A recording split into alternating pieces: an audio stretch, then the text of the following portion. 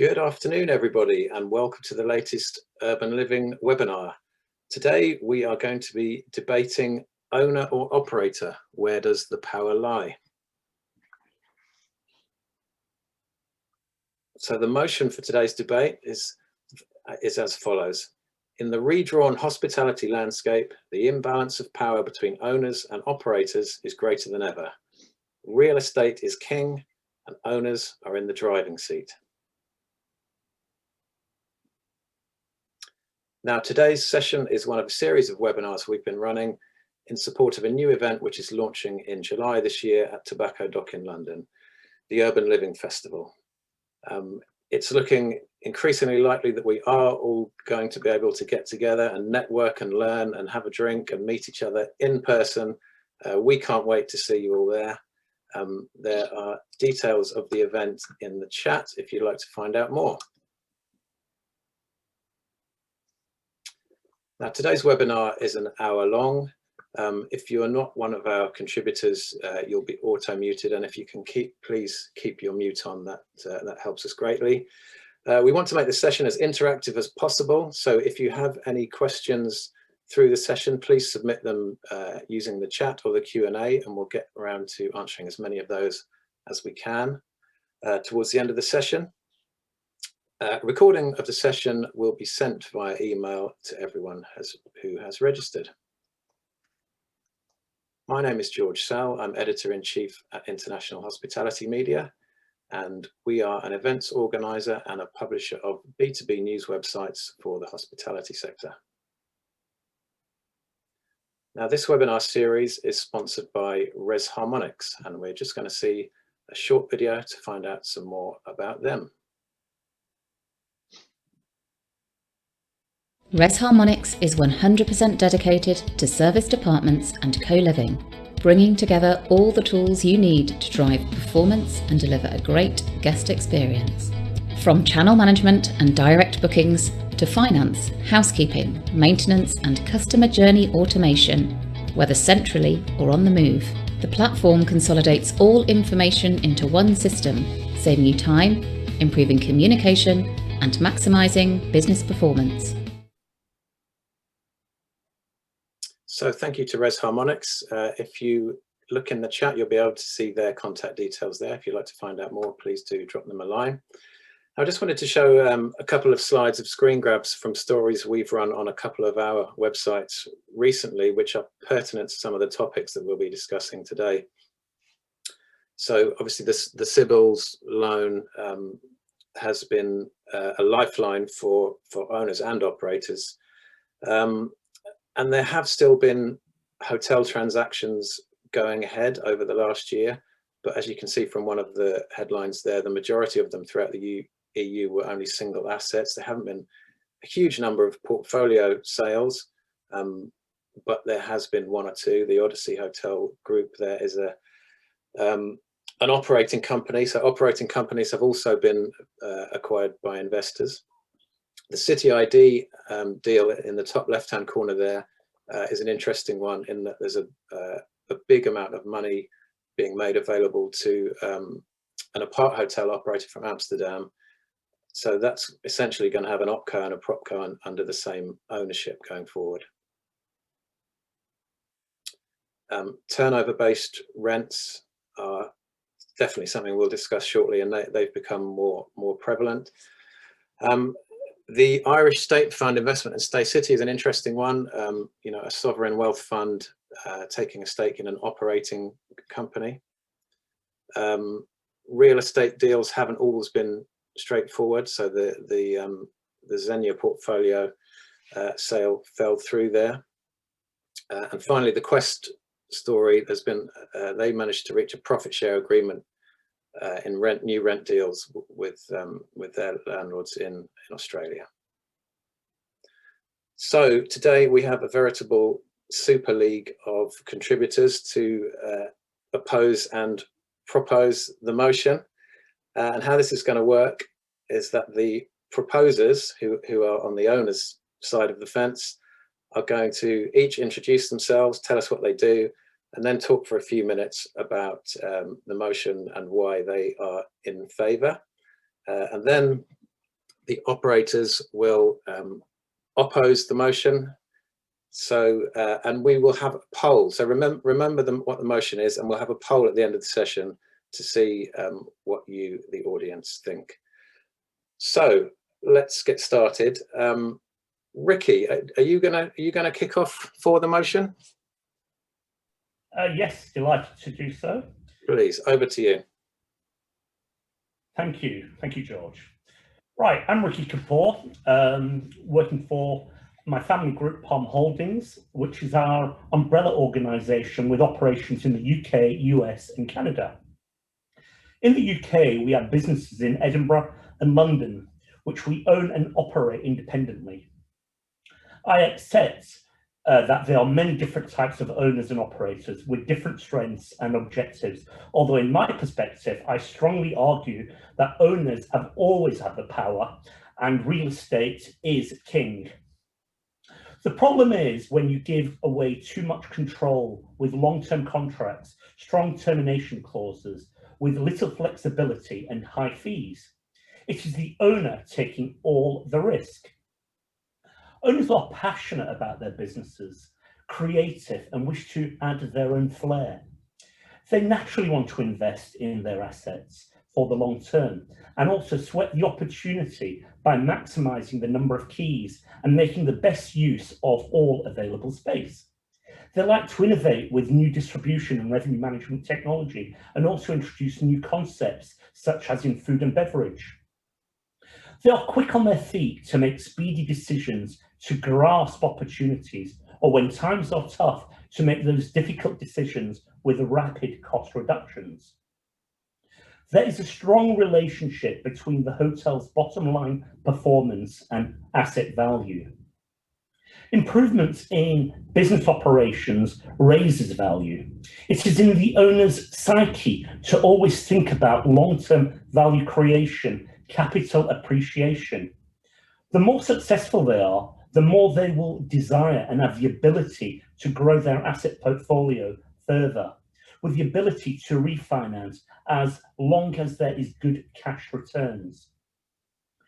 In this new dawn, no longer are the operator or management contracts secure for years on end. Owners want to be more involved, even those who were previously passive investors, only approving annual budgets. Even for those inexperienced owners, there is growing opportunities now with franchise agreements. This all helps in the movement towards shorter term and more flexible contracts.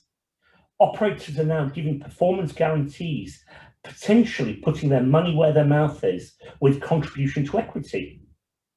They're becoming more incentive fee based on profitability rather than just reaping rewards on percentage of revenue. As the operator contracts tend to be their primary assets rather than physical buildings, it's essential that they keep their revenue income. They can only do this by achieving great results for the owner. They need to be innovative, flexible, and open to suggestions, especially during these testing times. They need to be better, faster, and cheaper, being at the forefront of technology. Increased communication and interaction with owners is also essential, as if you had a staff member who you did not get on with and who was working towards different objectives, what would you do? You may give them a few chances, then you would ask them to leave. The operator management company that listens to the owners and reacts and adapts quickly to market conditions will thrive. It is simple communication without being complacent. The hotel's bottom line is ultimately what operators are judged on, not the flag above the front door or the articles in glossy magazines. Thank you. Thanks, Ricky. Great stuff. Vivek, would you like to support Ricky's argument there? Hi, everyone. Please introduce yourself first. Thanks. Yes. Hi, everyone. Thank you, Ricky. Yeah, my name is Vivek Chadha. I'm Managing Director and founder of Nine Hotel Group. We're an owner-operator, and we franchise with various brands in the UK. We build hotels and try to value add in that perspective, and also have acquired hotels, and I'm always looking out for turning around or adaptive reuses in that space. Obviously, there are so many different types of owners out there, and sort of I pride myself and a lot of my friends around me who own hotels are hands-on operations. We sort of look at each asset differently, as you can't replicate one asset in every location. Every asset has advantages and disadvantages, and actually putting concepts in particular hotels are all driven by owners. I've come across many operators, many brands, and the brands do a fantastic job. And picking the right brand in the right location definitely helps. But in terms of who has the ultimate control, it's definitely the owner. It's the person taking the risk. It's the person making those day-to-day decisions. Obviously, the more hands-on you are, the more quicker you can react and get a solution out to a problem.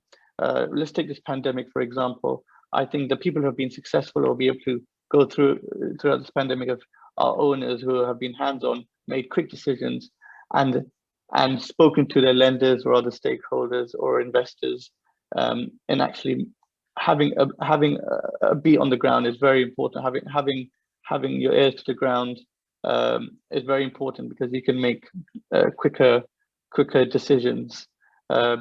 Obviously, throughout the years, contracts have changed, and I think contracts are going to change a lot post-pandemic, and the flexibility of that.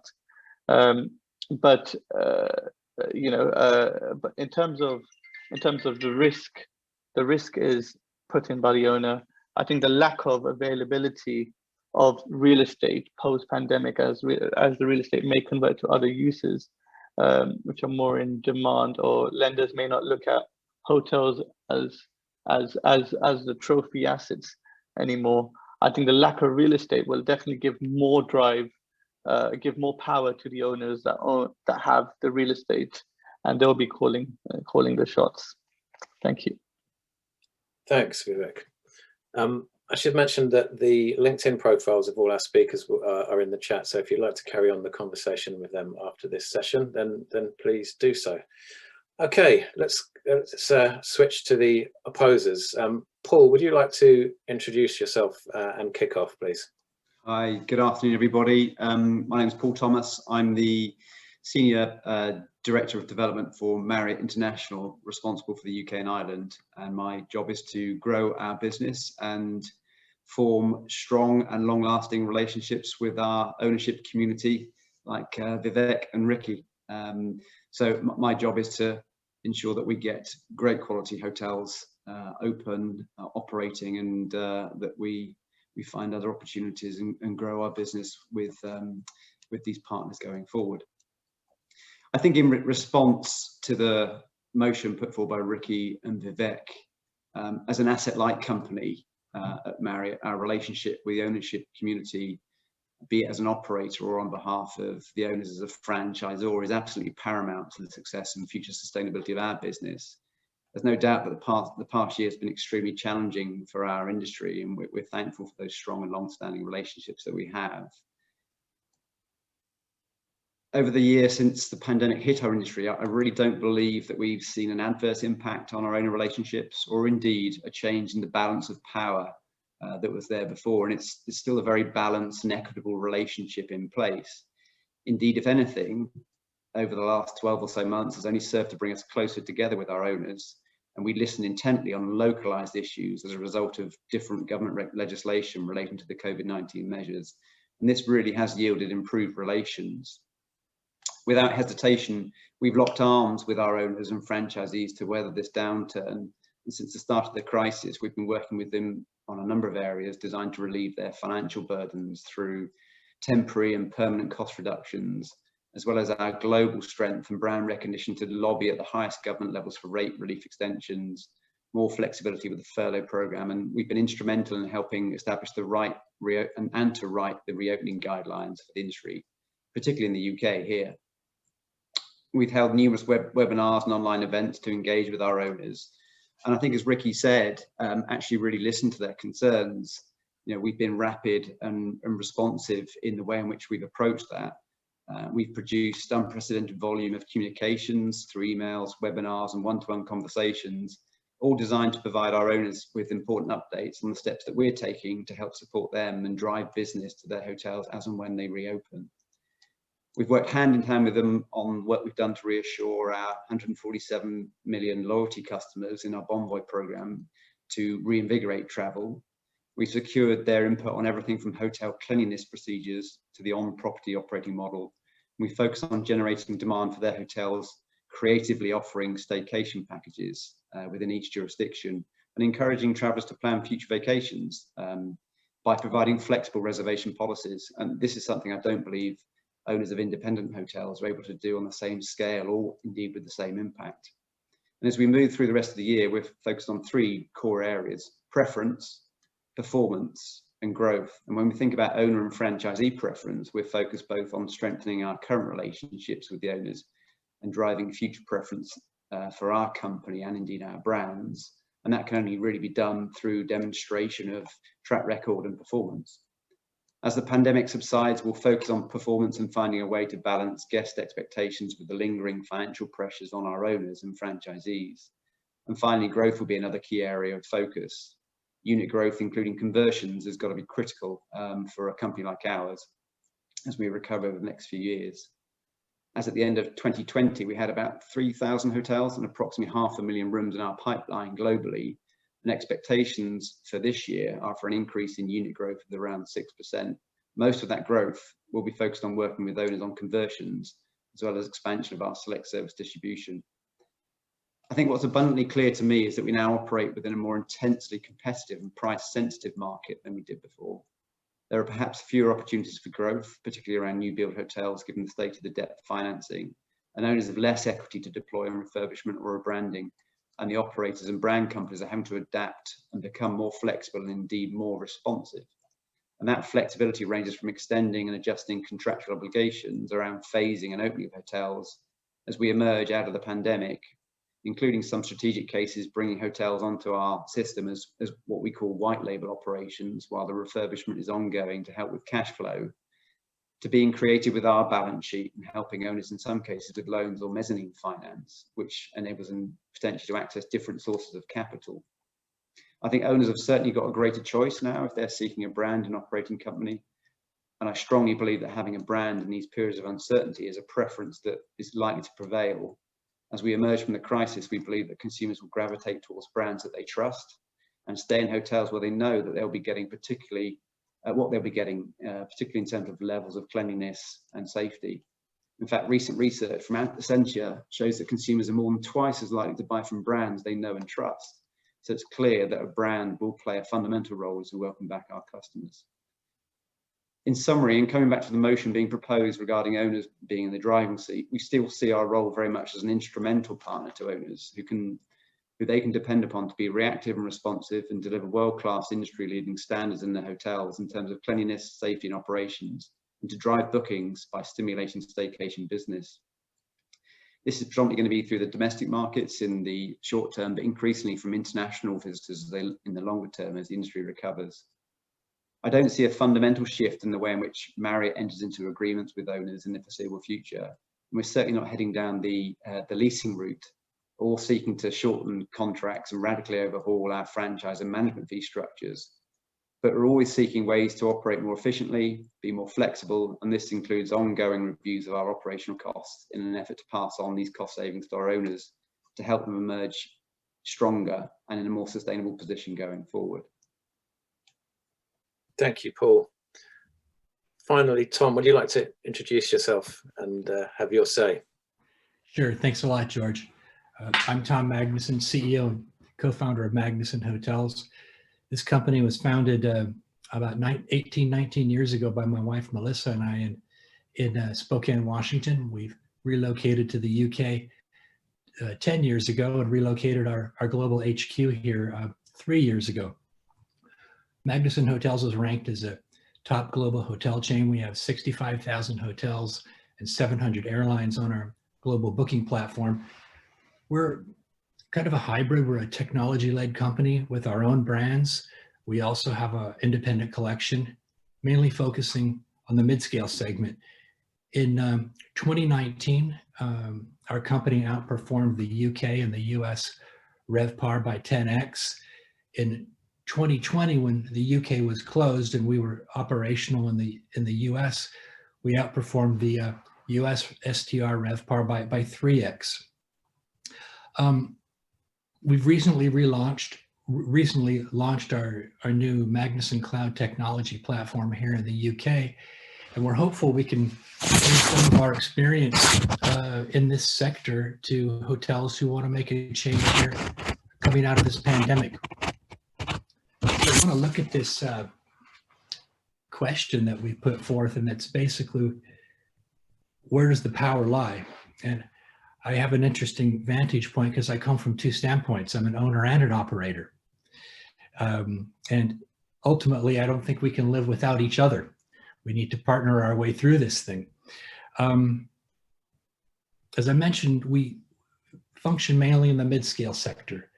And what we see every day is the biggest question on everybody's mind is, how am I going to get my EBITDA back? And I think from all of us, whether we're an owner or operator, I want to caution us to think of 2019 as the good old days that we want to get back to. Because if we look back a few years, that underneath 2019, the last 10 years, both in the UK and the US, are some fundamental structural weaknesses. There's significant oversupply in both countries. And we've seen RevPARs peak. Certainly we've seen the provincial RevPAR peak here in the UK in 2017 and then decline. And in London, we may have hit the peak for some time because of the fact that London is primarily event driven. We may see some rate increase, certainly around the luxury sector, but there's a lot of competitive pressure with the supply that's happening, not to mention the demand falling out. In the UK, we've got 225,000 new Airbnb listings in the past 3 or 4 years, and it's not being counted in the UK census, the hotel stock. We've also seen significant change in the branded landscape in the UK. We've seen, in 10 years, we've seen it go from 80% independent to now 50-50. And of the growth of the last 10 years, about 85% of the growth in the UK has been in the economy branded sector. So in addition to these, we're all asking the question, what's going to happen to these core business segments that we've got, such as the business traveler, the international leisure traveler? So the reason I bring forth all of these issues is that underneath a lot of these weaknesses, that's when concentration of power can change. We've seen a lot happen last year with Amazon, Starbucks, Netflix, Ocado, and how that's affected local businesses. So I think that if we talk about where the power is going to lie going forward, I would have to say it's going to be side by side, the owners with the operators. The operators and the owners need each other. I do think, coming from my birth as an independent hotel owner, that to survive a lot through some of these challenges that we're seeing right now, the independent hotel owners are going to have to look to strong platforms for distribution, for marketing support, because it's just tougher and tougher to staff these things on our own. So I I hope that doesn't confuse things too greatly, George, but I think in the end, from my viewpoint, owners and operators need each other side by side, especially to come out of this difficult situation. Thanks, Tom. That is not going to be one of the options we're going to give people in the poll, but I think, you know, I think that is likely where some of this conversation is going to go. So thanks for that. I'd like to start quickly by asking you all just to give a very broad brush picture of the main effects the pandemic has had on your business over the last year, and how you feel now as we are beginning to return to some sort of normality. Ricky, would you like to kick off? Sure. I mean, talking about the future, I've got to be cautiously optimistic. You know, I think we've done a great job in the UK with the vaccination program. I think that's, you know, that is really going to be fundamental to see us through this. Obviously, the difficulty is the international travel. We do need our international visitors. That is fundamental for the city centres. Obviously, the regions are doing very well for staycation business, but the stock in the city centres, there's just so much surplus, so much stock. We do need other, you know, we need the events, we need the international visitors to fill these rooms. It's been a very difficult period. The government support has been wonderful. Furlough has been fantastic. We have taken out CBILS loans, which have been very helpful, giving us confidence that we can survive over a period of close down. And we've had to look for new opportunities and to look, okay, how do we cover our fixed costs? You know, we've been working with local authorities. We've been working, having charity bookings, you know, both in London and in Edinburgh, you know, helping accommodate the homeless. And, you know, sometimes you say, why, you know, you're going to destroy the product. But actually, with this length of lockdown, I think it's been great to help us with some of our fixed costs. And, you know, it also helps with a bit of, you know, CSR as well. So, you know, it feels good rather than having an empty building. Thanks, Ricky. Vivek, you've got quite a broad range of properties. And as we alluded to earlier, you've recently opened one at an airport. So you've obviously felt the impact of the pandemic differently across the range. But just give us a broad brush picture of how it's been and how you're feeling about the future. Yes, George. Yeah, it's certainly been difficult.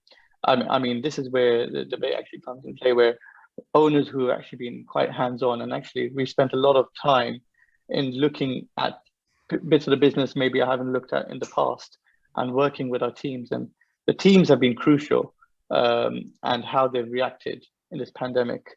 Obviously, it's been really challenging, and us looking at different areas of the business where we can benefit the most. For example, taking contracts.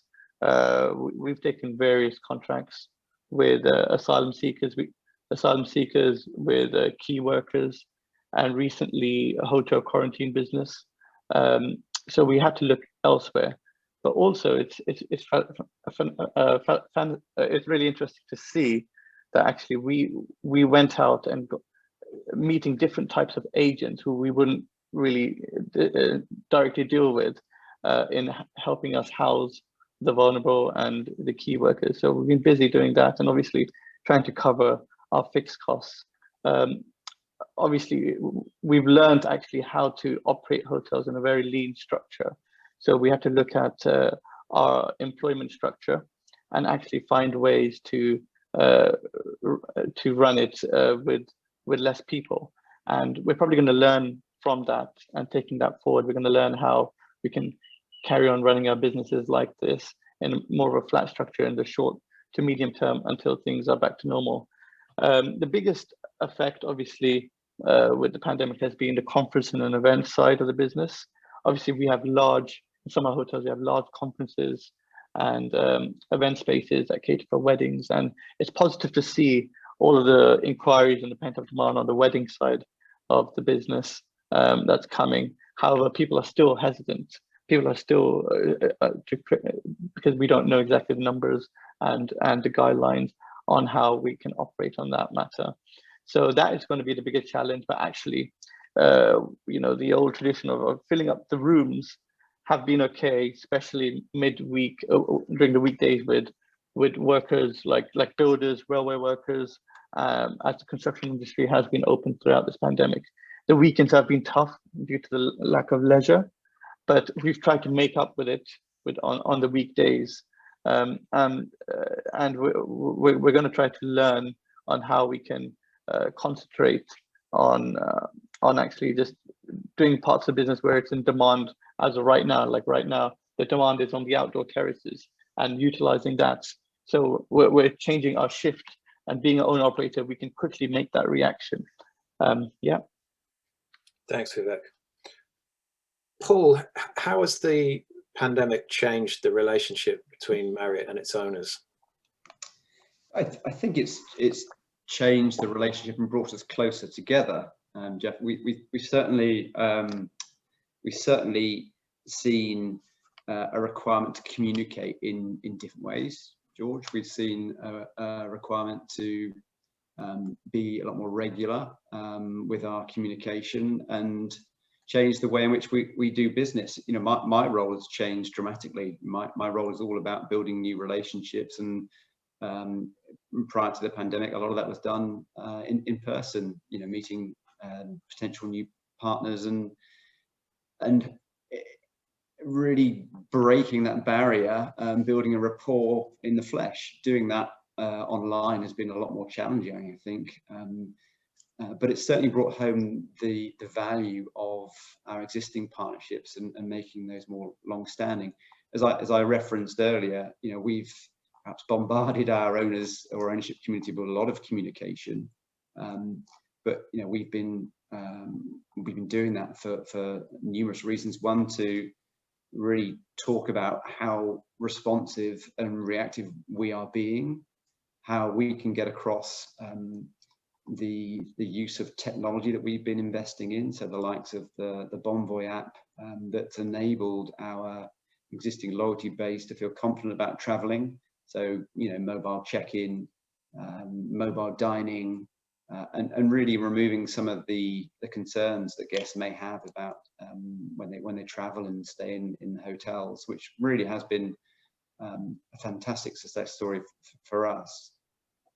I think that our engagement scores with our ownership community have increased over the past 12 months compared to where they were the year before, which is perhaps surprising, given, you know, you hear some of the comments from Ricky and Vivek about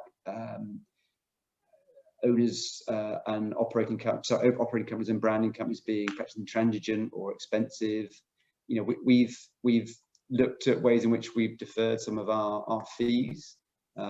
We don't earn franchise fees or management fees when hotels are shut, so it's key for us to work with the owners to get the hotels open as quickly as possible, and look to find ways in which we can defer or indeed minimize some of those the operating costs on a temporary or indeed on a permanent structure. So I actually think the pandemic has brought our relationship with the owners closer.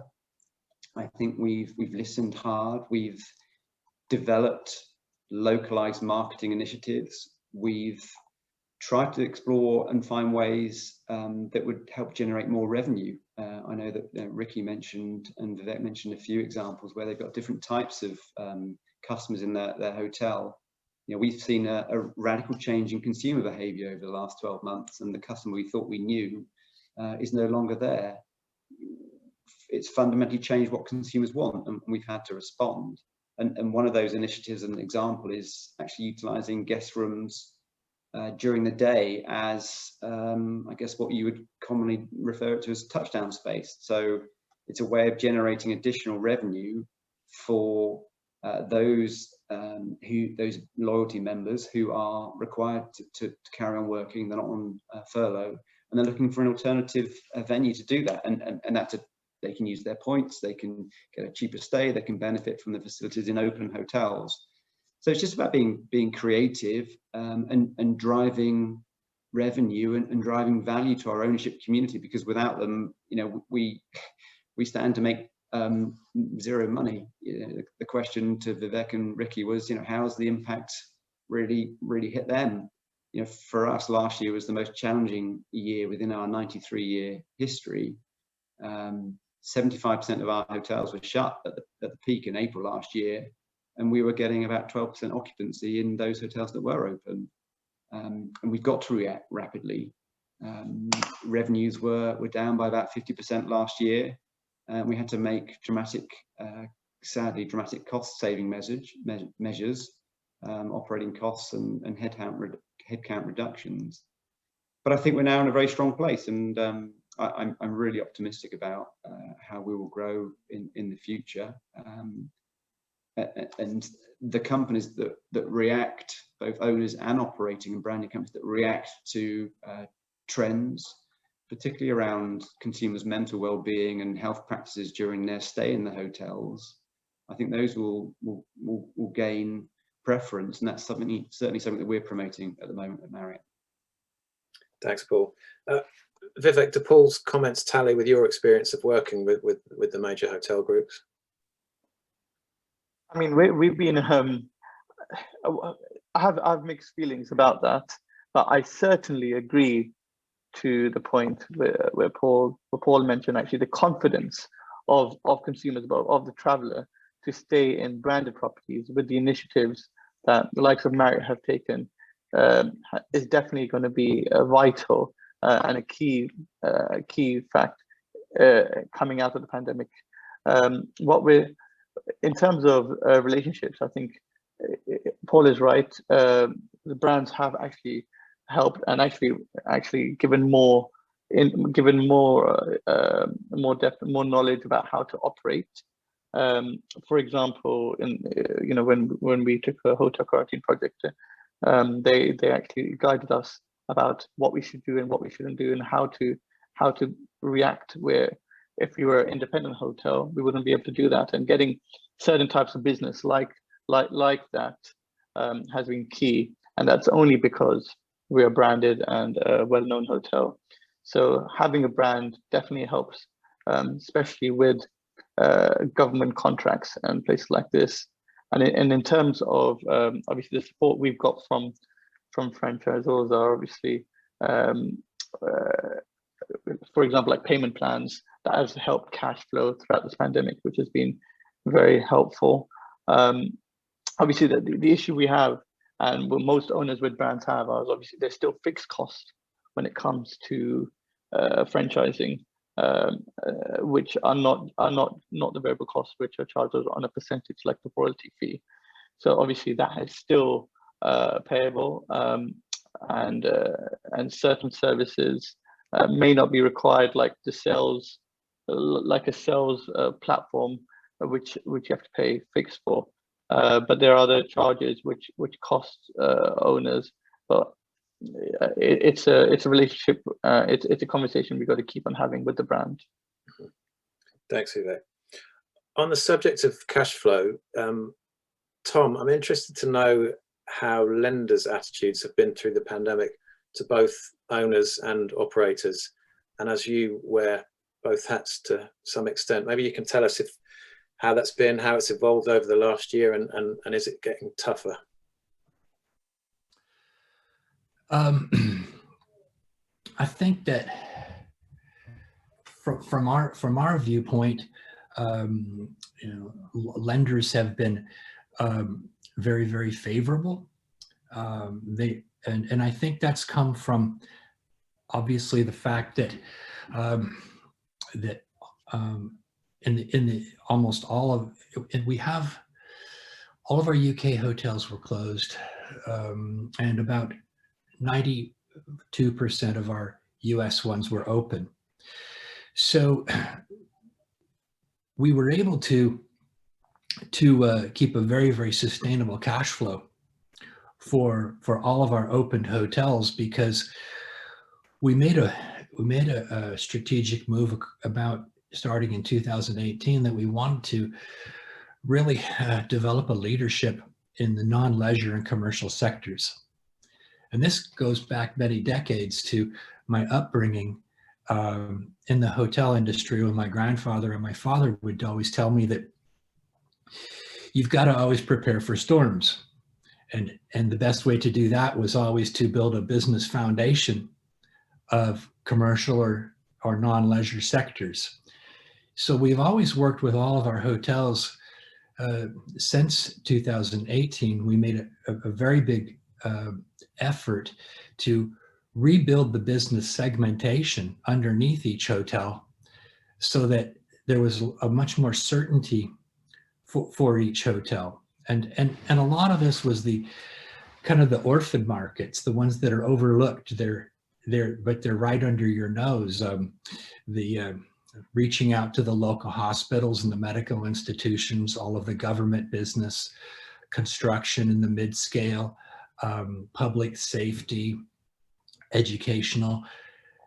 And so as a result of restructuring the business segmentation for all of our portfolio, there was a fairly decent sustainability throughout 2020.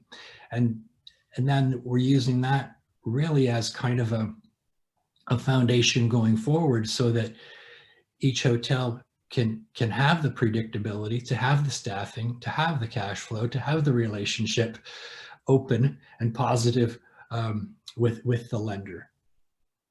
Thanks, Tom. Ricky, is the relative lack of distressed hotel inventory coming to the market after such a tough year, is that proof that real estate is indeed king, or is that just a byproduct of the sheer volume of PE dry powder on the side waiting to be deployed that's keeping prices high? You're on mute, Ricky. I should be used to this by now. Yeah, I think it is a bit of both. I think we certainly know there is a lot of cash, available cash out there, and there are investors wanting to snap up businesses, but they're wanting a bargain. But bargains are not there at the moment, because you know, we're in an environment where interest rates are low, where we had been able to secure funding, and you know, we will get through this. But we just have to, you know, be patient, and the business will come back. There are ambulance chasers out there, and that's what we've got to be careful, who are really continuing to knock on the door. Come on, sell this, sell that, you know, thinking you're going to react. But no, you're just going to have you've got to hold strong, and you know, because there isn't an awful lot on the market, and it's not the right time to sell. Or if you're going to sell, you know, you might as well sell at premium rates, because there isn't a lot of stock out there. Vivek, does that tally with your experience? Has your acquisition strategy changed at all? I think that all depends on the lenders out there. Now there are different types of lenders. I think the lenders who have large balance sheets, who have a traditional hotels team, who understand the sector and have deployed a lot of capital. We're talking about hundreds of millions of pounds in the last few years because of their confidence in the sector. I think they're going to ride this through. I think those sort of lenders are going to hold hands with the specialists, who have got a specialist department, and also it depends on the operator. If you've responded well, if you've showed that you've actually reacted to the pandemic in a proper way, I think that's important.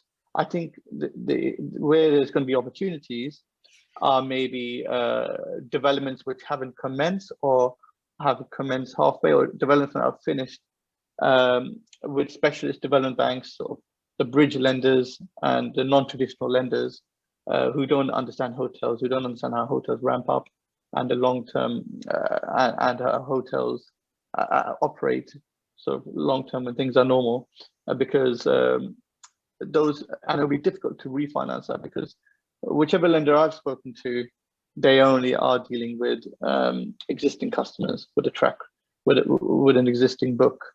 There's not many lenders I've spoken to who are taking on new customers, and where the opportunity is going to be is when there's the non-traditional lender looking to exit from their investment.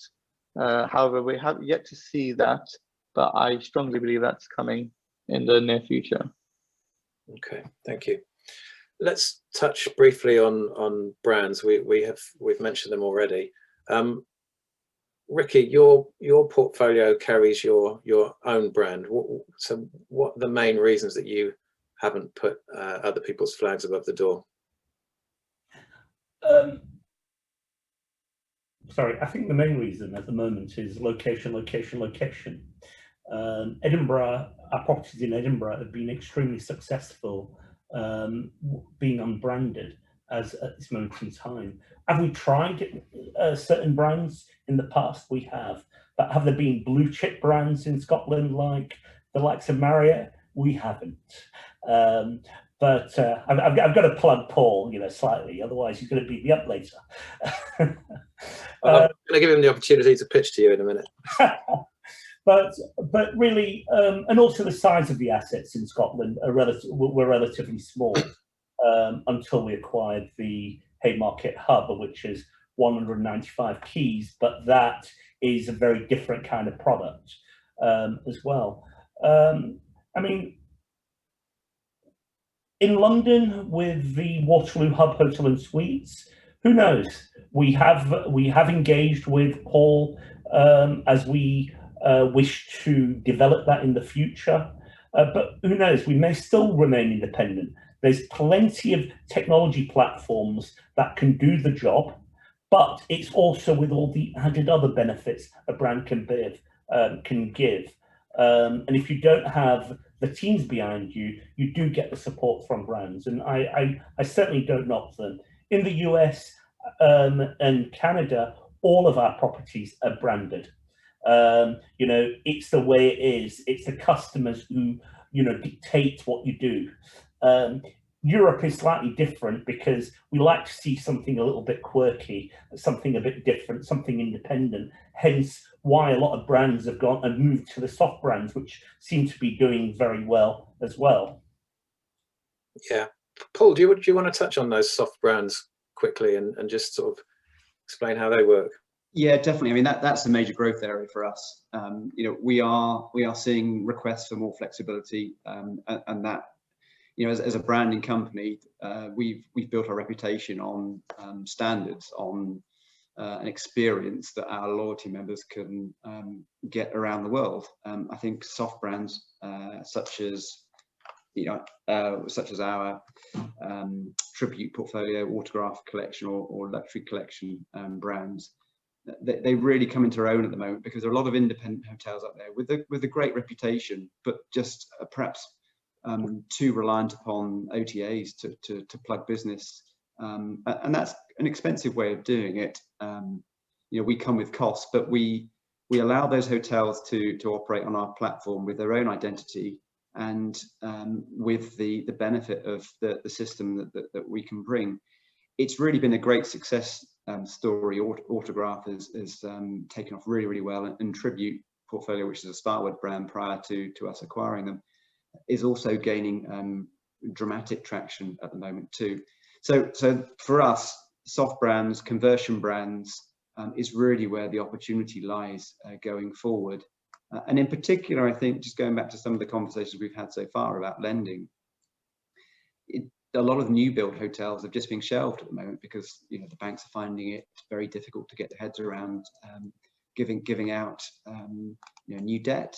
So for owners that are well capitalized, have weathered the storm, to look to reflag, to jump ship from an existing brand and bring onto another platform where there are minimal conversion costs, seems to be a good way forward. It's not a panacea. It's not the way to achieve success for everybody. But in the right locations, we really do believe it works, and are seeing that translate into improved operating performance and reduced costs.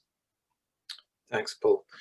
We've had a question in here from Mark Wilson. Tom, I'm going to direct this to you. Mark says, as an operator in London, for me, Thomas has it spot on the reality of the market. And Mark says, I expect for many it's a race to the bottom, as falling demand and tariffs could be here for the long term. Without profit, what percentage of rooms will be forced to leave the market, and who will suffer more, owners or operators?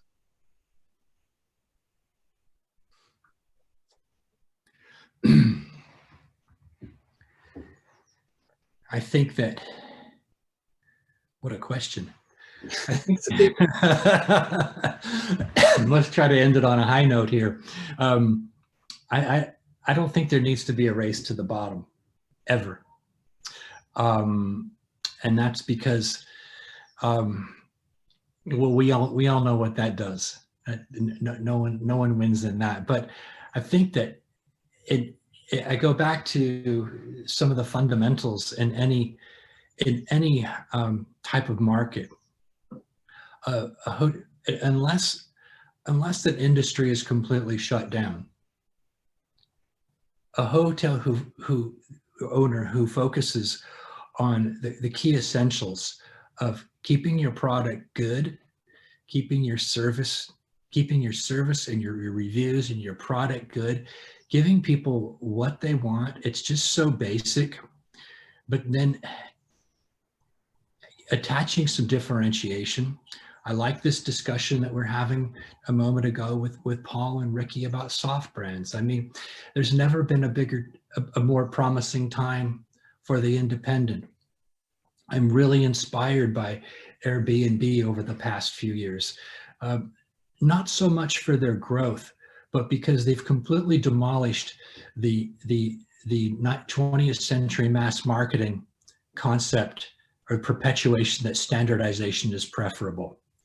You know, recent studies show that over 50% of first-time Airbnb users will never go back to a standardized lodging experience again. And what that does is it completely upends and the standardization preferability myth, so that uniqueness is preferable.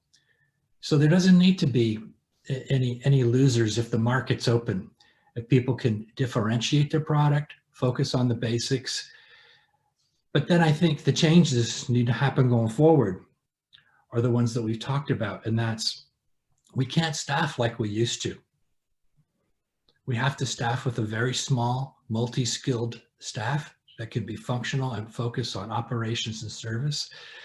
If you have 80% of your bookings coming through online, you don't need 3 reservations agents like we used to. So there's a lot of potential. I think that because of the different softwares, the different platforms that are out there for any hotel owner, that if a hotel owner can make the changes in the way that they've run before, really lean up, start with a blank sheet of paper, they can make it. A lot of costs can be reduced and a lot of demand can be generated as well. Thanks, Tom. We are nearly at the end of our allotted hour, so I'm going to ask one person from each side just to give a very, very quick summary of their argument, and then we will put it to the vote, ladies and gentlemen. So, Ricky, do you want to do the quick summary for the proposers, please? And I thought you were going to ask Vivek. Oh my God. Okay, no, simply put, obviously, there's been a lot of comments on how brands, operators, owners, we actually are in this together. That is absolutely true. I don't deny that at all. But obviously, who's risking more money? You know, who is the ultimate decision maker? The ultimate decision maker has to be the owner. They get the contracts. They have to be king.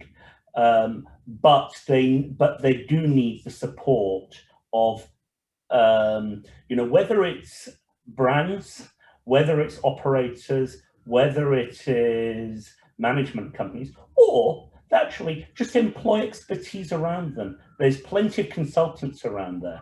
They need to go out there and learn what's going on in the sector. And, they can't just be sitting in a room thinking they're going to get the business. They've got to explore and work it. But they have to make the choice.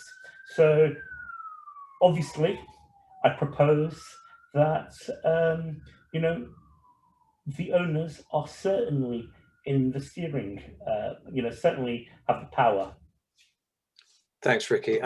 Paul, would you just like to very quickly sum up for the opposition? I will do. I think we've established that there is certainly a greater partnership approach to this relationship. My strong view is that the power transfer has not occurred. I believe that the brands and the management companies have a lot to offer to our ownership community. I think the key change that's occurred over the last year as a result of the pandemic has actually been more about listening more intently and bringing forward a more localized approach to the way in which we work in partnership with our ownership community. And the brands and management companies that are separate to the ownership groups have a lot to bring. That actually comes through from having global brand standards, having the ability to mitigate against any safety concerns and cleanliness concerns. And we're driving revenue to our owners' hotels in ways in which we didn't before, and having to be very creative. So I think that the balance of power hasn't shifted, but I think that perhaps the branding companies and management companies, their ears are certainly perhaps larger and more open to listening to what some of those specific concerns are. Thanks, Paul. Okay, let's remind ourselves of the motion, which is: in the redrawn hospitality landscape, the imbalance of power between owners and operators is greater than ever. Real estate is king and owners are in the driving seat. So if you'd all like to push your buttons, and when everybody has had a chance to vote, we will collate those and come up with the results. While that's happening, I just want to draw your attention to a new webinar series, which is branded Service Department News, one of our B2B websites. It's called Rising Up. It's sponsored by Alta Vita, and it will be looking at the Asia Pacific region. There'll be 4 webinars over 4 days between May the 11th and the 14th.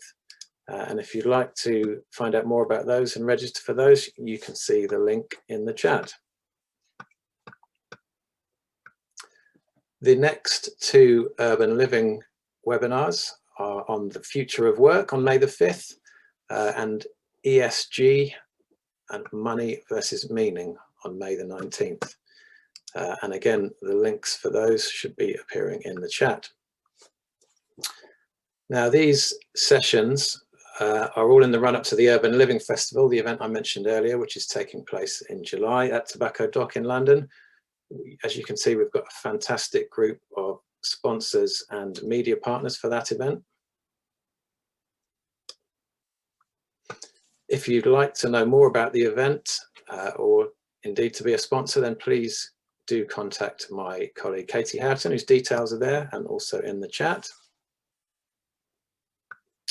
So the results of our debate.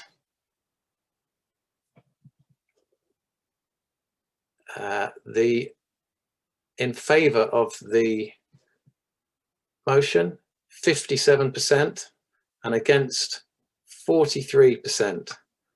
So the motion is narrowly carried. Outrage. Oh!